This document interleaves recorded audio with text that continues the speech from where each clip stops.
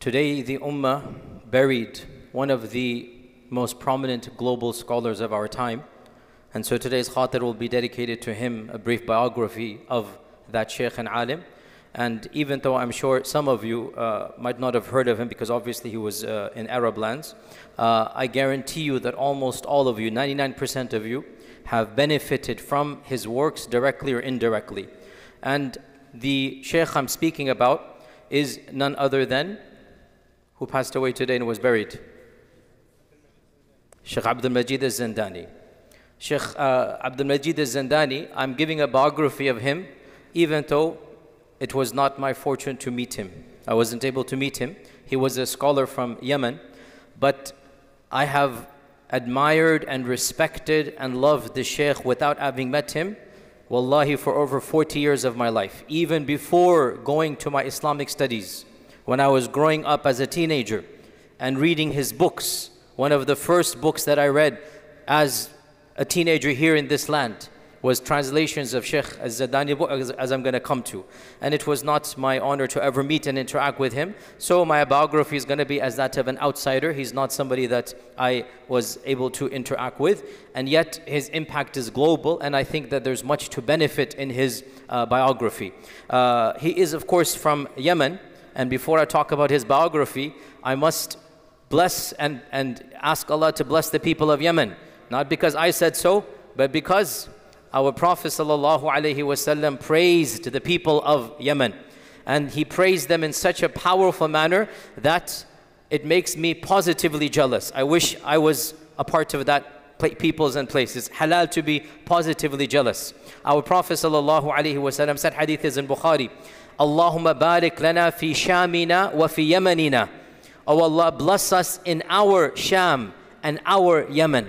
And he said this when neither Sham nor Yemen were a part of the Ummah, were a part of the Islamic Empire, were actually had converted. Yet he said, these are our core. Sham is ours, Yemen is ours. Allahumma barik lana fi shamina wa fi yamanina. And our Prophet ﷺ, once a group came to him from Yemen. He said, Ja'akum ahlu Yemen. The people of Yemen have come to you.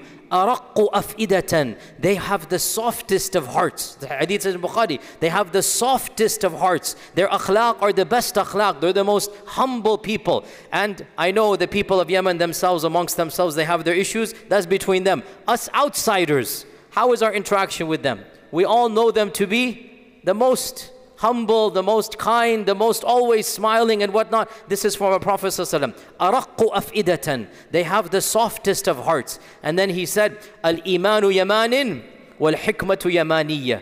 Iman is Yemeni and wisdom is from Yemen.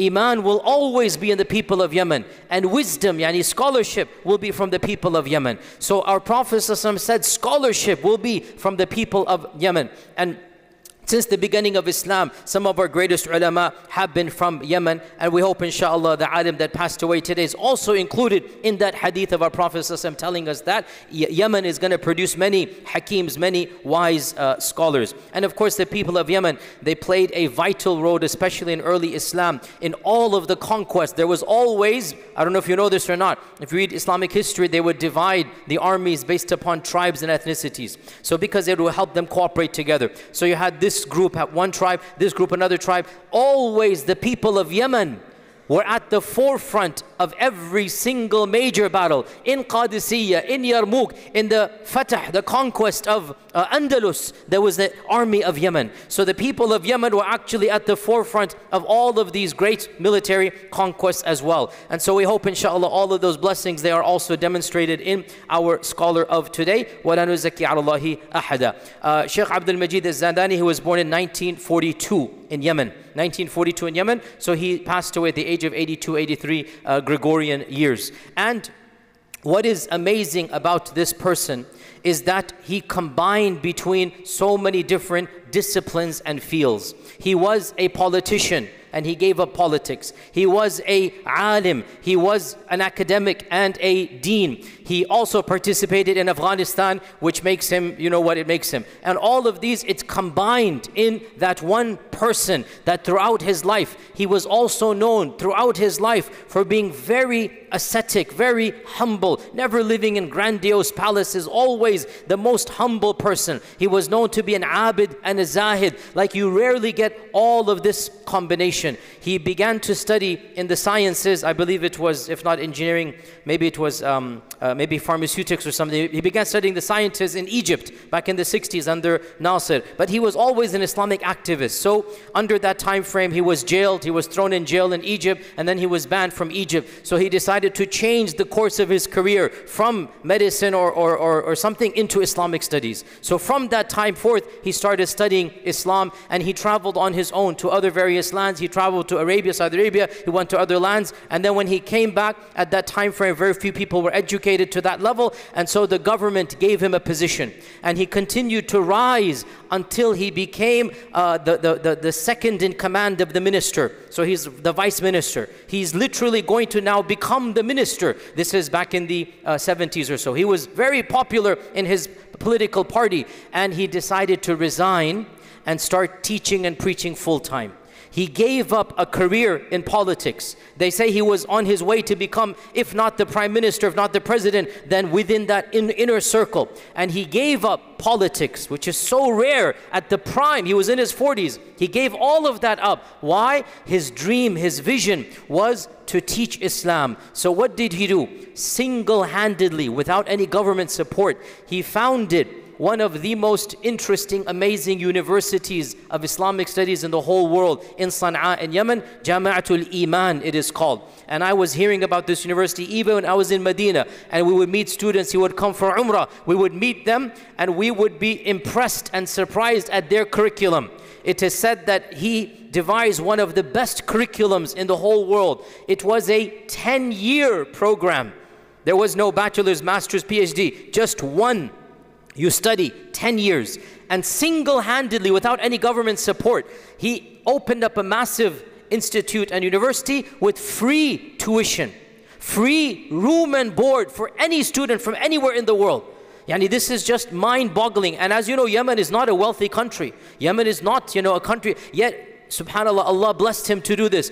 5,000 students will study at any one time. This is a massive university and free of charge. And he's teaching students from every single country. And along with this, even though he resigned from the government position, he never resigned from political engagement. He was always involved, influencing the politicians, wanting his country to be better. So he had a lot of positions that made him popular or unpopular along the way. And one of the things that he was known for, as I said, was his humility and his ibadah.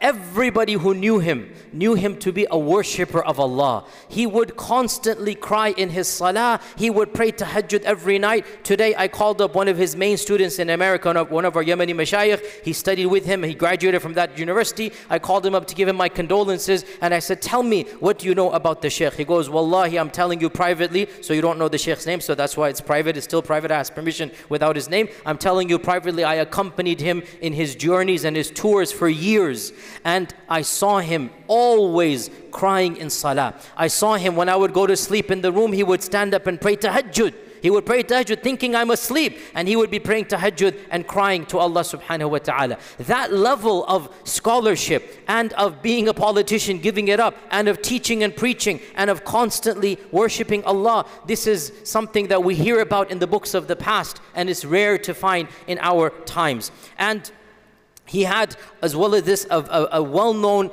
humility, humbleness. Like, he was never arrogant. He was always down to earth. Anybody would come and teach and preach to him. But I want to emphasize two things.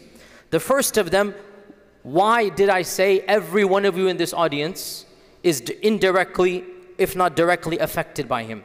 Because he single-handedly carved out and globally popularized an entire strand of knowledge that was hitherto almost unknown, untouched, undiscovered. single-handedly, from the late 70s, 80s, 90s, 30 years, single-handedly, his name is associated with the whole aspect of scientific miracles of the Quran and Sunnah.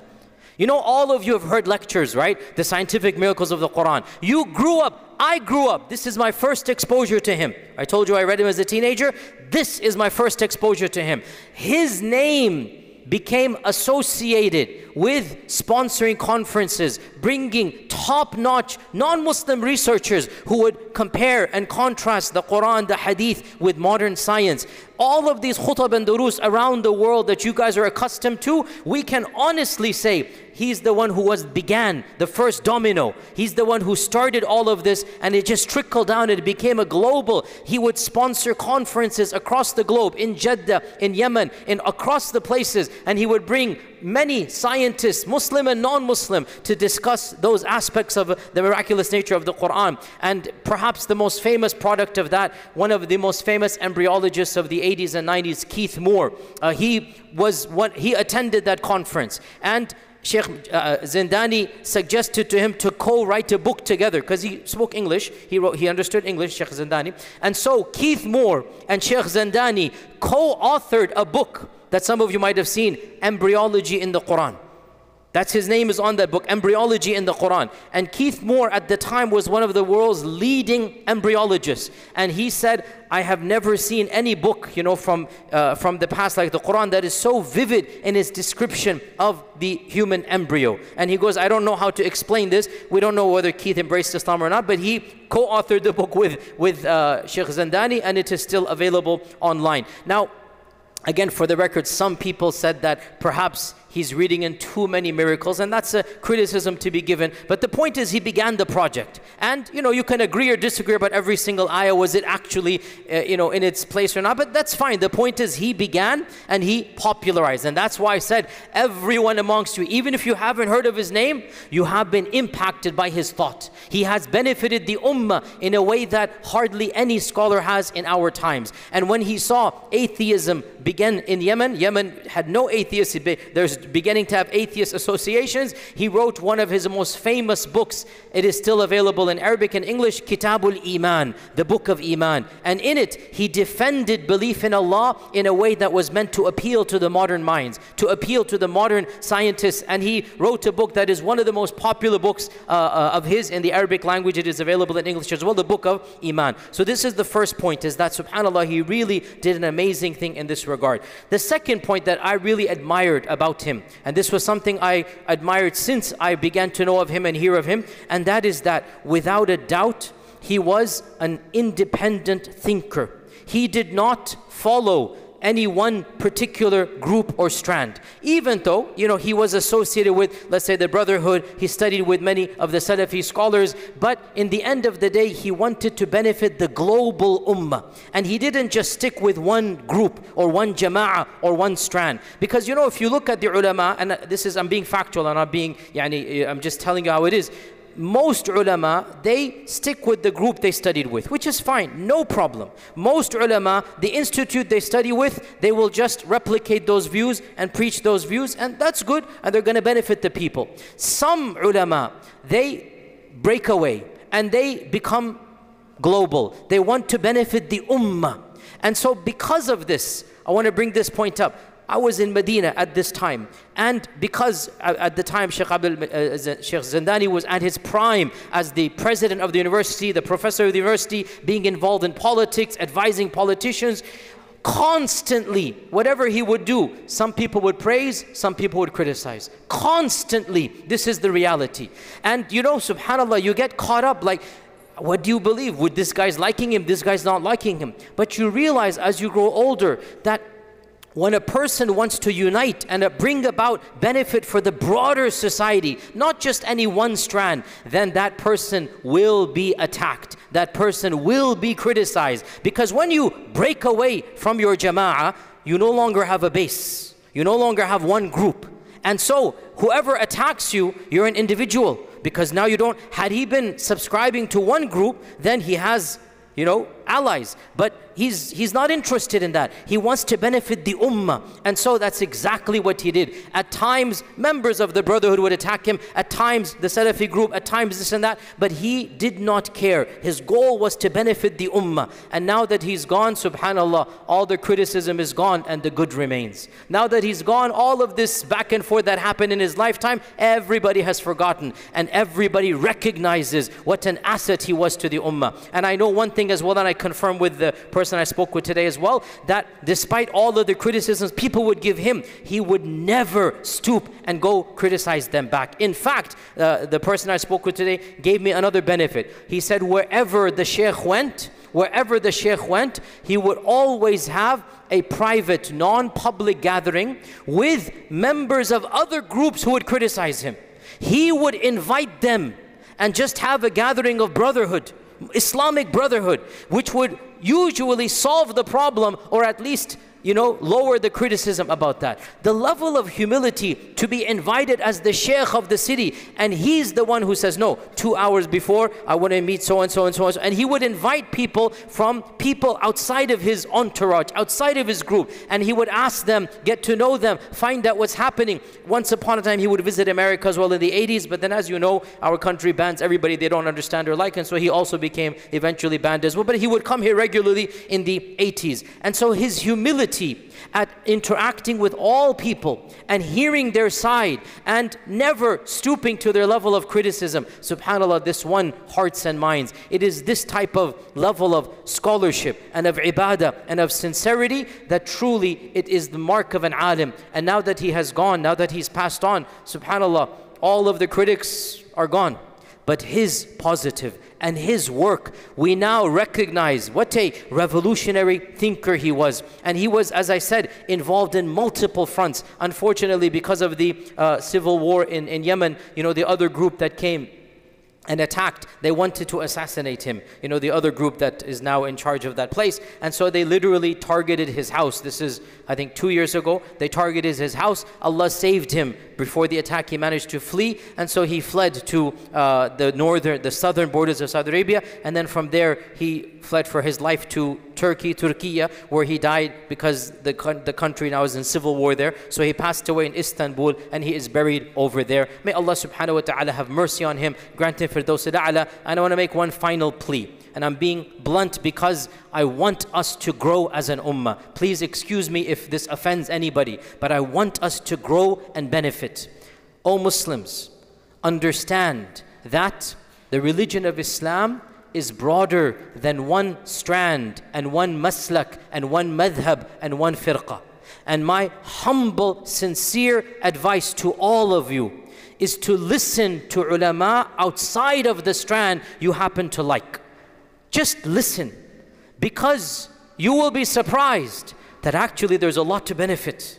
Actually, I'm talking about mainstream, I'm not talking about fringe.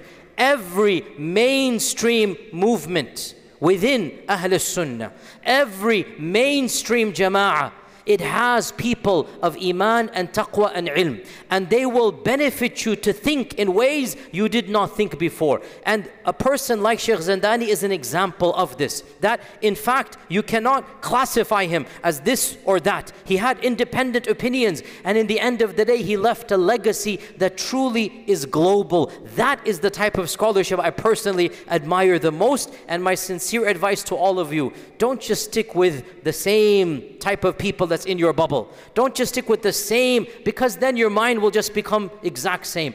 Be brave enough to go listen to ulama. I'm talking about ulama who have massive followings in mainstream Ahl Sunnah. You're not going to die. You're not going to have a heart attack. Believe me, it's going to be okay. And you will be surprised that, wow, okay, this guy is making sense, and wow, I'm actually benefiting. And in that benefit, you will gain in knowledge, you will gain in iman, you will gain in tolerance, and you will realize the ummah, as Allah has promised, is an ummah that is marhuma, an ummah that has rahmah in it. And the ummah of the Prophet ﷺ is way bigger than my and your one small jama'ah. Fi kullin khair, there is good in all people. This is my sincere advice, and Allah subhanahu wa ta'ala knows best. And we'll continue next week. Jazakumullah khair. Assalamu alaikum wa rahmatullahi wa barakatuh. المسلمين والمسلمات والمؤمنين والمؤمنات والقانتين والقانتات والصادقين والصادقات والصابرين والصابرات والخاشعين والخاشعات والمتصدقين والمتصدقات والصائمين والصائمات والحافظين فروجهم والحافظات والذاكرين الله كثيرا والذاكرات أعد الله لهم مغفرة وأجرا عظيما.